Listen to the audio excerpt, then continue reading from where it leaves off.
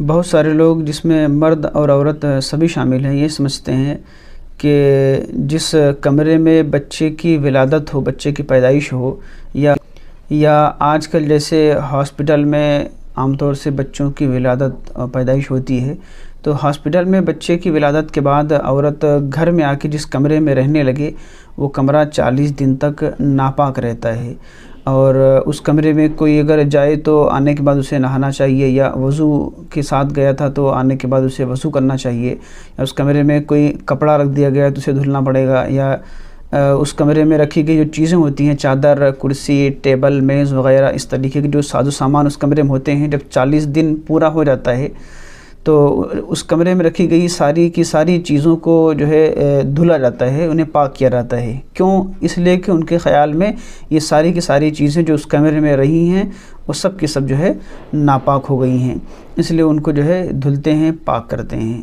کیا ایسا کرنا اور ان چیزوں کو محض اس کمرے میں ہونے کی بنیاد پر ناپاک سمجھنا درست ہے شرعی طور پر؟ دیکھیں، یاد رکھیں کہ اگر جس کمرے میں بچے کی ولادت ہو، بچے کی پیدائش ہو، یا ہاسپٹل میں ولادت کے بعد عورت آ کے رہنے لگے جس کمرے میں، وہ کمرہ صرف عورت کے اس کمرے میں رہنے کی وجہ سے ناپاک نہیں ہوتا ہے، اس کمرے میں رکھی گئی چیزیں ناپاک نہیں ہوتی ہیں۔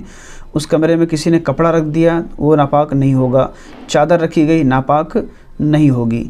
یاد رکھیں، اس کمرے میں رکھی گئی جو چیزیں ہوں گی وہ ساری کی ساری چیزیں صرف وہاں رکھ دینے کی بنیاد پہ ناپاک نہیں ہوتی ہیں، وہی چیز، وہی کپڑا اور وہی چادر ناپاک ہوگی جس پر ناپاکی لگے گی۔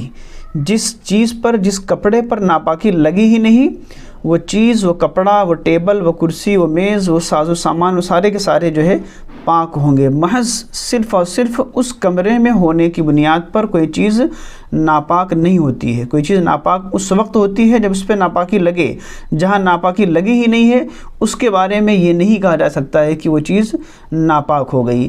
یہاں تک کہ جس بیڈ اور جس چارپائی پر عورت لیٹتی بیٹھتی ہے اس پر بھی کوئی جا کر بیٹھ جائے تو ناپاک نہیں ہوگا، وضو وہاں بیٹھ جانے سے نہیں ٹوٹے گا۔ کیوں؟ اس لیے کہ وہاں بیٹھ جانے سے کوئی ناپاکی تھوڑی آ کے لگ گئی۔ اگر ناپاکی لگ جائے تو جہاں ناپاکی لگ گئی ہے اس کو دھل دیا جائے۔ کسی کپڑے پر ناپاکی لگ گئی، چاہے پورا کپڑا، یا جہاں پر جو ہے ناپاکی لگی ہو اتنی جگہ کو دھل دیا جائے، کپڑا پاک ہو جائے گا۔ کسی چیز پر، کسی سامان پر کوئی ناپاکی لگ گئی اسے دھل دیں، وہ پاک ہو جائے گا جہاں لگا ہو۔ بس اس کمرے میں کوئی چیز چلی گئی، کوئی سامان چلا گیا، کوئی کپڑا چلا گیا، اسی بنیاد پہ کہہ دیا جائے کہ وہ چیز جو ہے ناپاک ہو گئی، ایسا ہرگز نہیں ہے۔ یہ تو زمانے جاہلیت میں ہوتا تھا کہ عورت جب حالت ناپاکی میں ہوتی تھی تو اسے اچھوت سمجھا جاتا تھا، اور ان دنوں میں جو ہے عورت کا کمرہ الگ، اس کا بستر الگ، اس کا جو ہے برتن الگ، اس کی بہت ساری چیزیں الگ کر دی جاتی تھیں اسے اچھوت سمجھ کر جو ہے، یا منحوس سمجھ کر۔ تو یہ چیزیں زمانے جاہلیت میں ہوتی تھی۔ آقائد عالم صلی اللہ تعالیٰ علیہ وسلم کی تشریف آوری کے بعد اس طریقے کی جہالتوں کو حضور نے ختم فرما دیا۔ حدیث پاک میں حضور صلی اللہ تعالیٰ علیہ وسلم نے ام المومنین ماں سیدہ عائشہ صدیقہ رضی اللہ تعالیٰ عنہا سے فرمایا کہ عائشہ مسجد میں ہاتھ بڑھا کر مصلی اٹھا دو۔ ام المومنین سیدہ عائشہ صدیقہ رضی اللہ تعالیٰ عنہا نے عرض کیا، رسول اللہ میں حالت حیض میں ہوں، یعنی میں حالت ناپاکی میں ہوں۔ حضور نے فرمایا ناپاکی تمہاری ہاتھ پر نہیں لگی ہے۔ تو ماں سیدہ عائشہ صدیقہ رضی اللہ تعالیٰ عنہا نے مسجد شریف میں ہاتھ ڈال کر مصلی اٹھا کر حضور کی بارگاہ میں پیش کیا۔